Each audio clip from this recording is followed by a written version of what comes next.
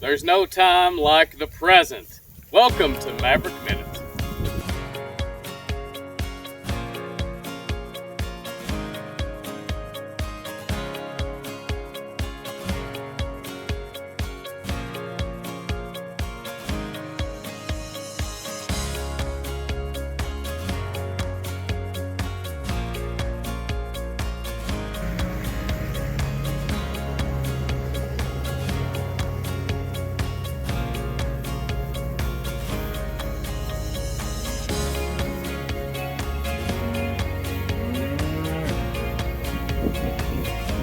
Today's student shout out goes to Claudia Morrison and Elijah Morrison. Both of those kids have excellent character. They work really hard in class. They're great students and they're impressive athletes. Great job, guys. On today's episode, we're looking at a common summer issue. We're dealing with pink eye. We've got some calves that we're going to take an in-depth look at. We also have a cow that we can have a little teaching moment when we identify some of the symptoms that she's got and compare with what we observed yesterday. This is Maverick-Minute. So we've got a case of pink eye today. And yesterday we noticed that this calf's eyelid was kind of swollen. And if we spread its eyelid apart, we can look and you can see that blue haze, that white dot. That's the beginning of pink eye forming. And if it'll focus, you can see it actually changes the texture of the eye right near that dot. So we're going to treat this guy, and we've got another case that's a little bit worse, and we'll see what it takes to fix this problem. So we're going to give them an antibiotic therapy. Since we were able to catch them in the squeeze chute,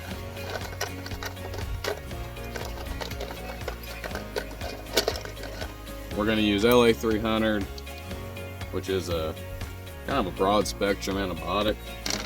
We'll also give them Banamine, and that is a non-steroidal anti-inflammatory drug, and that helps with inflammation. To actually get our LA 300 out of the bottle, it's sealed, so we're going to inject about 25 cc's of air into the bottle so that we can more easily extract 25 cc's of LA 300. LA 300 is oxytetracycline as far as scientific names goes. Very commonly it's called LA 300. It's a pretty cheap antibiotic. The trouble is it takes more antibiotic than some of your higher powered respiratory drugs such as Draxxin.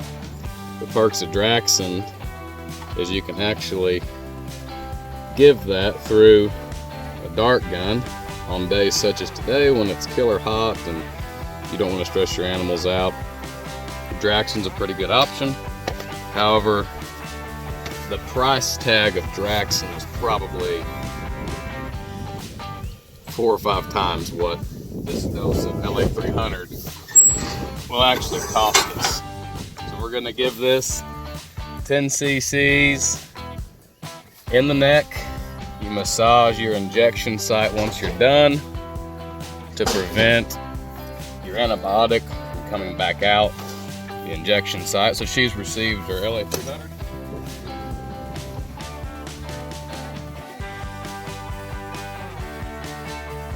Our next injection today will be Banamine, and that's our non-steroidal anti-inflammatory drug. It's kind of like taking an Aleve. That's going to help with the inflammation.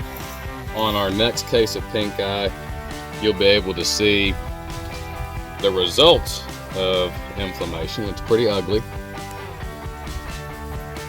So she's going to get 5 cc's today. And of course, everything that we're giving these animals, we have to record their ear tag number and the date and the drugs that we've administered. Our final step is to flush the eye. We commonly use Vetericyn VF, the vet formula. However, they make a pink eye product as well. It's a product that helps cleanse the eye and flush out some of that bacteria. It's a pretty easy job. You just grab a hold of the eyelid, spread the top and bottom, and apply the fluid. And she'll be good as new in about a day. And that's if we catch it early. So right now, calf 43 is done.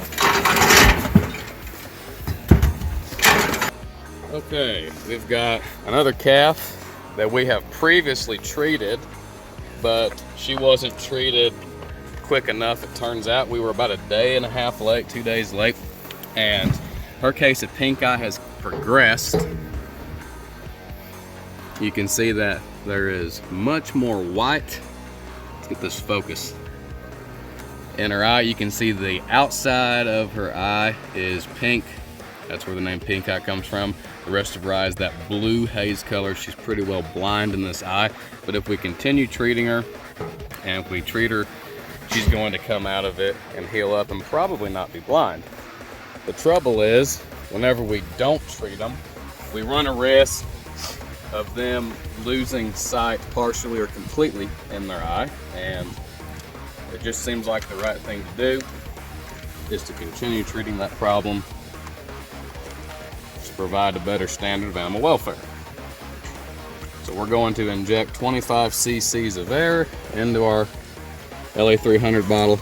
Now we can start pulling it out. It's a fairly thick liquid. It can be difficult to pull through the small orifice in the top of the syringe. And we're going to purge the air. We've got 25 cc's. So we'll dose this calf again. The maximum amount we can give is 10 cc's per injection site.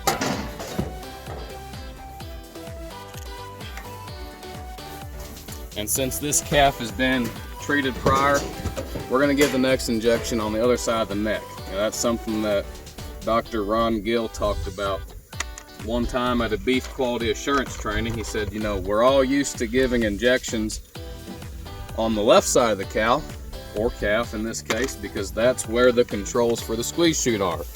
He pointed out, he said, you got to remember, that's only half the animal. It has another side that you can give those injections in the neck. So we've got 5 cc's of Banamine pulled here. Again, Banamine's our anti-inflammatory drug. It's extremely cheap and effective. We use it for pink eye troubles. We also like to use it a lot if we run into some fescue foot problems.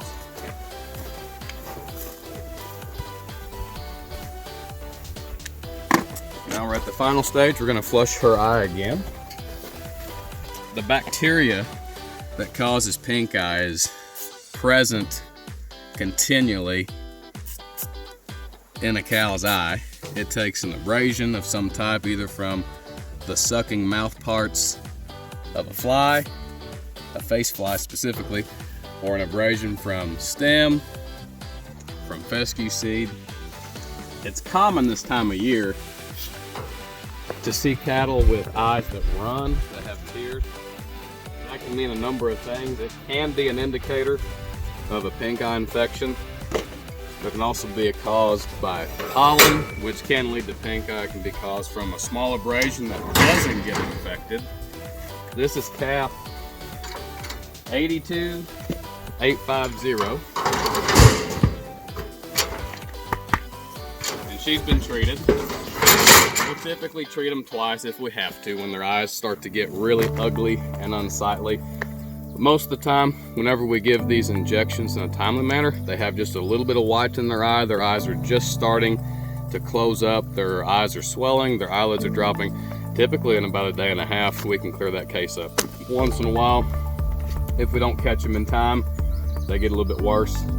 We had one do this last year, and after treating her twice, she had to just go through all the stages of pink eye, but thankfully her eyes were not damaged at the end. All right, yesterday this cow was in the pasture. Everything looked good, except we noticed that her right eye, the eyelid, was partially closed. It was sagging a little bit. So today we followed up with her, got a view of her in the pasture. Sure enough, her eyelid is closed more. Right now she's watching us, but you can see that she's got a pink eye infection. that blue haze is not normal. She had brown eyes.